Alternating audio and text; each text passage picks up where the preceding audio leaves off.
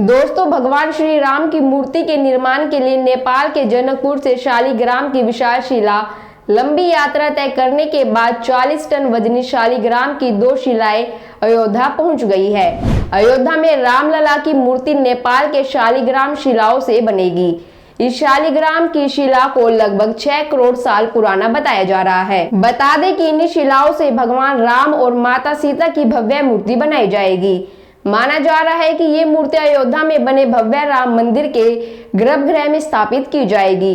प्राचीन काल से मूर्ति कला में इस पत्थर का इस्तेमाल किया जाता है। शालिग्राम पत्थर बेहद मजबूत होते हैं, इसलिए शिल्पकार बारीक से बारीक आकृति उकेर लेते हैं। दोस्तों, हिंदू धर्म में शालिग्राम को भगवान विष्णु का स्वरूप माना गया है और श्री राम भगवान विष्णु के 7वें अवतार माने जाते हैं। जिस प्रकार भगवान शिव का उनके निराकार रूप शिवलिंग का पूजन होता है, उसी प्रकार भगवान विष्णु का विग्रह रूप शालिग्राम है। धार्मिक मान्यता के अनुसार श्री हरि के शालिग्राम रूप का वर्णन पद्म पुराण में मिलता है। पौराणिक कथा के अनुसार तुलसी जी के श्राप के कारण ही श्री हरि विष्णु हृदयहीन शिला में बदल गए थे। उनके इसी रूप को शालिग्राम कहा गया है। दोस्तों, ये पहली बार नहीं है जब शालिग्राम शिला से मूर्ति बनाई जाएगी, बल्कि इससे पहले भी शालिग्राम का उपयोग किया गया है। चलिए अब आपको बताते हैं कहां-कहां शालिग्राम की शिला का उपयोग हुआ है। उडुपी का कृष्ण मठ। दोस्तों, कृष्ण मठ की स्थापना 13वीं शताब्दी में वैष्णव संत जगत गुरु श्री माधव आचार्य ने की थी। वृंदावन का राधा रमन मंदिर। राधा रमन मंदिर की स्थापना 500 साल पहले गोपाल भट्ट गोस्वामी ने की थी। तिरुवनंतपुरम का पद्मनाभ स्वामी मंदिर। श्री पद्मनाभ मंदिर को 6ठी शताब्दी में तावनकोर के राजाओं ने बनवाया था। भगवान विष्णु की मूर्ति शालिग्राम शिला से बनाई गई है। बद्रीनाथ मंदिर। आदि शंकराचार्य ने 9वीं शताब्दी में बद्रीनाथ को एक तीर्थ स्थल के रूप में स्थापित किया था। भगवान बद्रीनाथ की मूर्ति भी शालिग्राम शिला से बनी हुई है। दोस्तों, धार्मिक मान्यता के अनुसार देवी भागवत पुराण के अध्याय 24, शिव पुराण के अध्याय 41 के अलावा ब्रह्मा वैवर्त पुराण में शालिग्राम शिला की उत्पत्ति के बारे में विस्तार से बताया गया है। आइए आपको शालिग्राम से जुड़ी धार्मिक कथा सुनाते हैं। वृषध्वज नाम का एक राजा था। वह शिव के अलावा किसी और देवता की पूजा नहीं करता था। इसी के चलते सूर्य ने उसे श्राप दिया कि वह और उसकी पीढ़ियां गरीब ही रहेंगी। अपनी खोई हुई समृद्धि को पाने के लिए वृषध्वज के पोते धर्मध्वज और कुशध्वज देवी लक्ष्मी को प्रसन्न करने के लिए तपस्या करते हैं। देवी लक्ष्मी तपस्या से प्रसन्न होती है और उनकी समृद्धि लौटा देती है। साथ ही दोनों की पुत्रियों के रूप में जन्म लेने का वरदान देती है।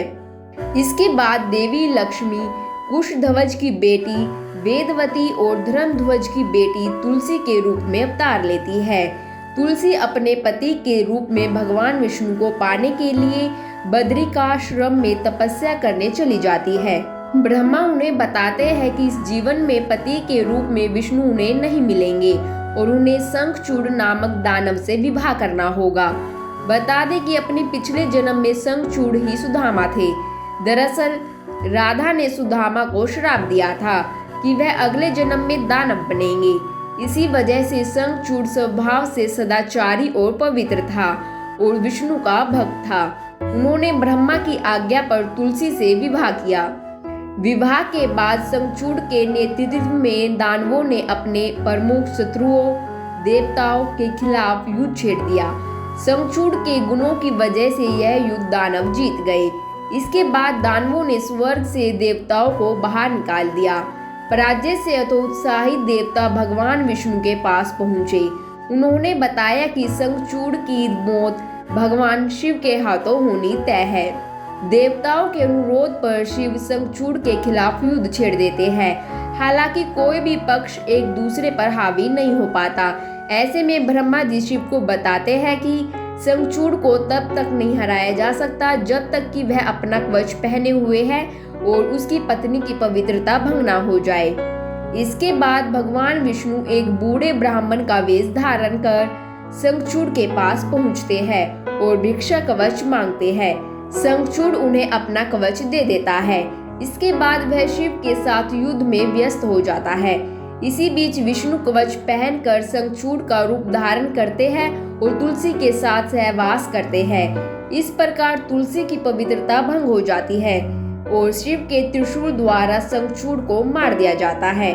शंखचूड़ की मृत्यु के क्षण तुलसी को संदेह हो गया कि जो पुरुष उस वक्त उनके साथ था वह शंखचूड़ नहीं था। जब उन्हें पता चला कि विष्णु ने उनके साथ छल किया है तो उन्होंने भगवान विष्णु को पत्थर बनने का श्राप दिया। तुलसी का मानना था कि वह अपने भक्त शंखचूड़ को मारने के लिए और उसकी पवित्रता चुराने के दौरान पत्थर की तरह भावहीन थे। इसके बाद विष्णु ने तुलसी को यह कहकर सांत्वना दी कि यह उन्हें पति के रूप में पाने के लिए की गई तपस्या का फल था। साथ ही वह अपनी देह त्यागने के बाद फिर से उनकी पत्नी बन जाएगी। इसके बाद लक्ष्मी ने तुलसी के शरीर को त्याग दिया और एक नया रूप धारण किया जिसे तुलसी के नाम से जाना जाने लगा। तुलसी का प्रत्यय युक्त शरीर गंडकी नदी में बदल गया और उसके बालों से तुलसी की झाड़ी निकली। तुलसी से शापित होने के कारण विष्णु ने गंडकी नदी के तट पर शालिग्राम के नाम से जाने वाले एक बड़े चट्टानी पर्वत का रूप धारण कर लिया। वज्र के समान मजबूत दांतों वाले कीड़े वज्रकीता ने इन चट्टानों पर कई चिन्हों को उकेरा। वज्रकीता द्वारा उकेरे गए पत्थर जो उस पर्वत की सतह से गंडकी नदी में गिरते हैं शालिग्राम शिला के रूप में जाने जाते हैं। तो दोस्तों, ये थी शालिग्राम से जुड़ी कथा और मान्यताएं। बाकी खबरों के लिए देखते रहिए जनता की आवाज। जनता की आवाज YouTube चैनल को सब्सक्राइब करें, साथ ही बेल आइकन जरूर दबाएं।